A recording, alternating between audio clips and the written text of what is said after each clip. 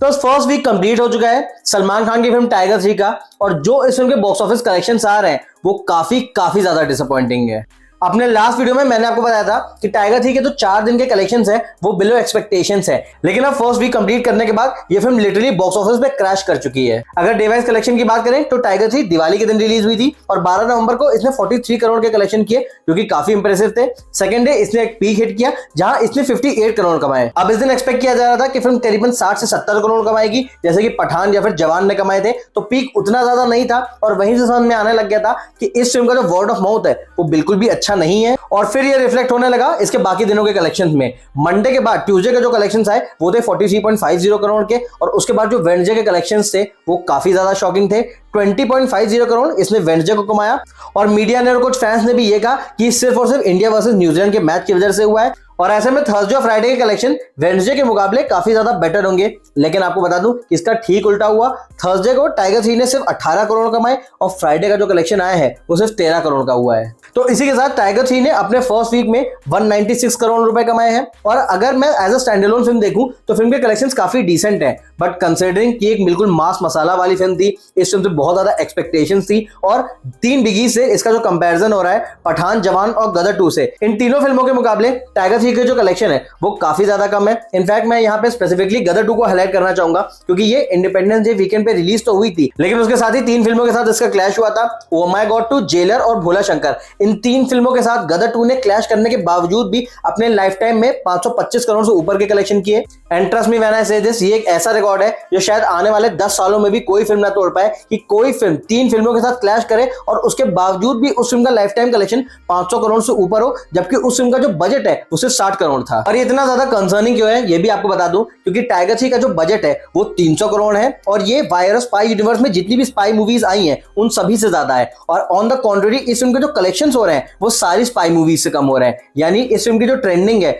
वो एक था टाइगर से, टाइगर जिंदा है से, वॉर और पठान, इन चारों से खराब है। इनफैक्ट जिस तरीके से फिल्म ट्रेंड कर रही है, अब इस बात पे भी ऑलमोस्ट कंफर्मेशन आ चुकी है कि इस फिल्म का जो लाइफ टाइम कलेक्शन है वो 300 करोड़ से नीचे होगा। और ये बहुत बड़ा कंसर्न इसलिए है क्योंकि ऐसे में इस फिल्म का जो वर्डिक्ट होगा वो फ्लॉप होगा। ये मैं क्यों कह रहा हूं ये भी आपको एक्सप्लेन कर देता हूं, क्योंकि जब किसी फिल्म का बजट 300 करोड़ होता है तो उसको minimum 340 to 350 crore Indian box office पे करने होते हैं एक सेमी हिट का टैग पाने के लिए। सेमी हिट यानी हिट और एवरेज के बीच में। लेकिन क्योंकि टाइगर 3 का कलेक्शन फ्राइडे तक सिर्फ 196 करोड़ का हुआ है, ऐसे में ये सैटरडे पे थोड़ा सा जम जरूर देखेगी, लेकिन फिर संडे के कलेक्शन बुरी तरह इफेक्ट होने वाले हैं। हम सभी को पता है कि संडे को इंडिया वर्सेस ऑस्ट्रेलिया का वर्ल्ड कप फाइनल मैच है, और आप समझ सकते हैं ये पूरी क्रिकेट इंडस्ट्री का सबसे बड़ा मैच होता है।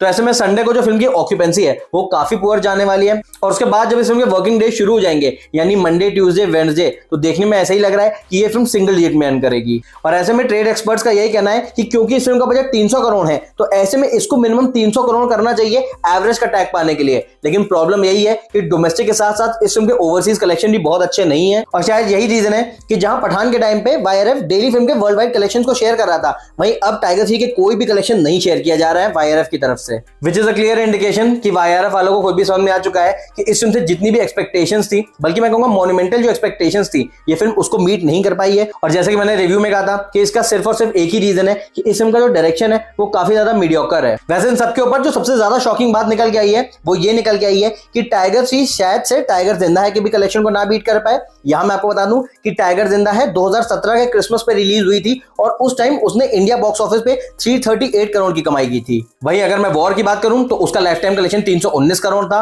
और पठान की बात करूं तो उसका जो लाइफ टाइम कलेक्शन है वो सिर्फ हिंदी में 525 करोड़ था। तो ऐसे में टाइगर 3 के नीचे वायरस स्पाई यूनिवर्स की सिर्फ एक ही फिल्म आती है, जो कि एक था टाइगर थी।